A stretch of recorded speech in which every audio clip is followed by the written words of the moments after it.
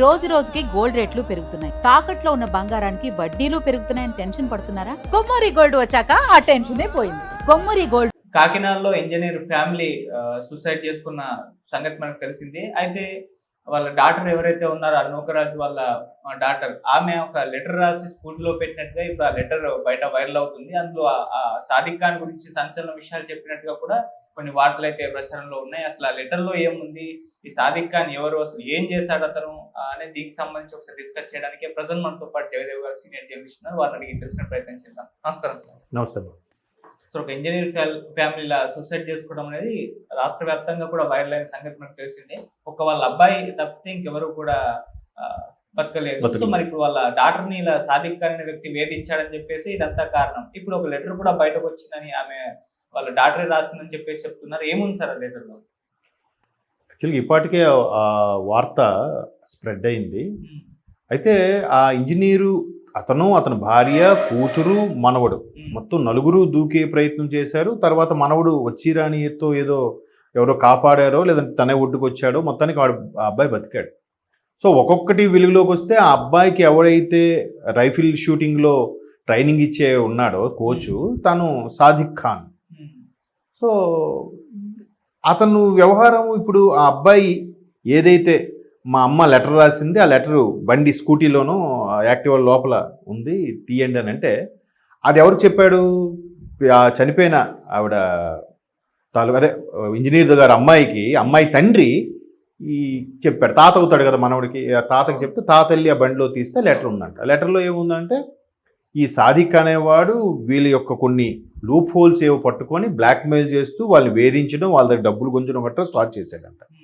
తర్వాత మెల్లమెల్లగా అంటే ముందు ఈ అబ్బాయి ట్రైనింగ్ ద్వారా పరిచయం పెంచుకొని ఇలా చేసి ఇంకాస్త ముందుకెళ్ళి ఇప్పుడు వస్తున్న వార్త మెయిన్ ఇప్పుడు మనం మాట్లాడుకోవడానికి కూడా హైలైట్ అయిన వార్త ఏంటంటే మతపరమైన ఆలోచనలు రుద్దే ప్రయత్నం చేశాడు.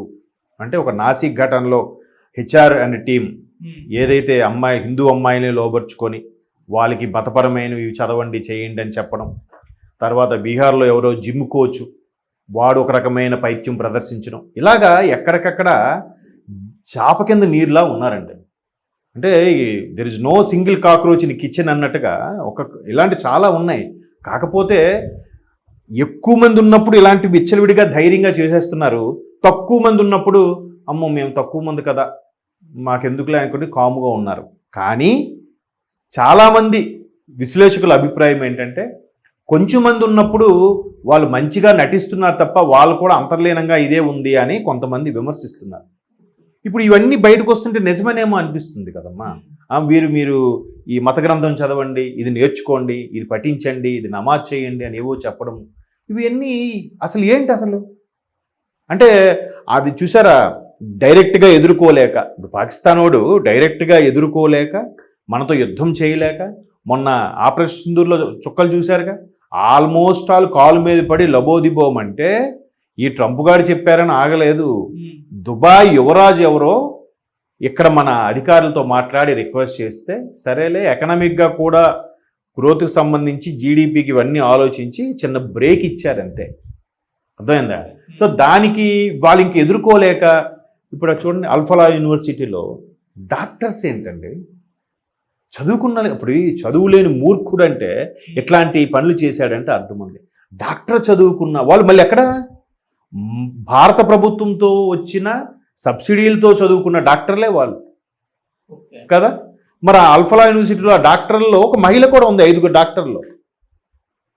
ఆమె ఏం చేసింది? విషం కలిపి చంపడానికి ప్రయత్నం చేసింది, వాళ్ళతో ఒత్తాసు పలికింది. మరి ఇంకేముందండి? అయ్యో చిన్నపిల్లలండి, అయ్యో ఆడవాళ్ళండి అంటారే, మరి ఆమె ఆడదే కదా, పైగా డాక్టర్ చదువుకుంది కదా, ఏమైంది ఆమె ఇంకిత జ్ఞానము? అంటే ఆ మధ్యన ఒక పెద్ద మనిషి ఇలాగే ప్రకాష్ రాజ్ లాంటి వాడు ఇజ్రాయెల్ వాళ్ళు గాజా మీద దాడులు చేసినప్పుడు పైన ఒక మహిళా చిన్నపిల్లలకి సంబంధించిన ప్రసూతికి సంబంధించిన హాస్పిటల్ ఉంటే దాని కింద అండర్ గ్రౌండ్లో ఉన్నారంట ఇవి టెర్రరిస్ట్ వెధవులందరూ. మొత్తం ఏం చేసింది ఇజ్రాయెల్? హాస్పిటల్తో పాటు కింద మొత్తం బంకర్లు కూడా లేపేసింది. చచ్చారు వాళ్ళు ఏదోలు.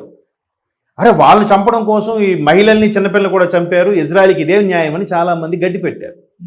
మరి ఆ మహిళల్లో ఇలాంటి అల్ఫలా యూనివర్సిటీ డాక్టర్ మహిళ కూడా ఉంది కదా ఆ పిల్లలే రేపొద్దున పెద్ద అయితే మళ్ళీ అదే తీవ్రవాదులుగా తయారయ్యే ప్రమాదం ఉంది కదా. మరి అటప్పుడు ఆ ఇజ్రాయెల్ వాళ్ళు చేసింది తప్ప ఉప్ప చెప్పండి.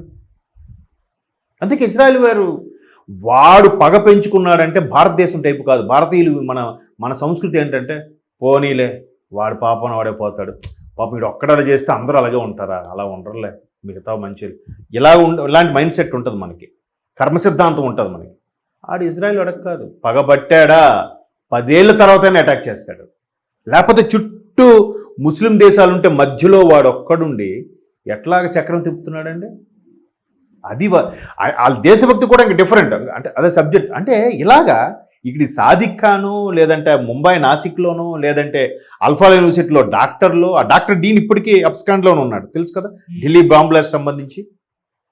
తర్వాత ఆ బీహార్లో ఎవడో జిమ్ కోచో, ఇలాగ ఎక్కడికక్కడ వెలుగులోకి వస్తున్నాయి. మరి కేరళ ఫైల్స్ చూసాం కదా, అది సిరీస్ 2 కూడా వచ్చింది. అవి వాస్తవాలే అవన్నీ, కాదని ఎవరంటారు. దీని మీద కేరళ ఫైల్స్ సినిమా వచ్చిన తర్వాత ఇంటర్నేషనల్ నుంచి ఒక ఇన్వెస్టిగేటివ్ జర్నలిజం తరపున ఒక ఛానల్ రిపోర్టర్ వచ్చి కూడా సర్వే చేశారు. సర్వే చేసి వచ్చి వెళ్ళిపోయి వాడు ఆర్టికల్ రాసుకున్న తర్వాత అప్పుడు మన నేషనల్ ఛానల్ వాళ్ళు వచ్చారు. ఈ టైమ్స్ నవ్ వాళ్ళు వీళ్ళు వచ్చి, ఇండియా టుడే వాళ్ళు, టైమ్స్ నవ్ వాళ్ళు, ఆజ్ తక్ వాళ్ళు, వీళ్ళందరూ అప్పుడు ఇన్వెస్టిగేషన్ చేస్తే ఓహో కేరళ ఫైల్స్ ఇవన్నీ వాస్తవాలే అని. మరి ఇంకేం మాట్లాడతాం. ఇట్లాంటి ఎన్ని అయినప్పుడు ఈ సోకాడు ఈ పాకీరాజు లాంటి వాళ్ళు, లేదంటే సెక్యులర్ ముసుగేసుకున్న వీళ్ళందరూ మాట్లాడరు. ఇప్పుడు మాట్లాడచ్చు కదా.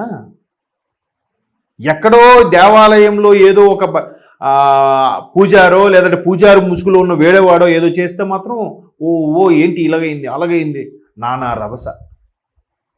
చూడండి ఎంత దౌర్భాగ్యమైన పరిస్థితి. నయనతార తిరుమల దర్శనంకి వెళ్తే మీకేంటి నొప్పా? అదెవరు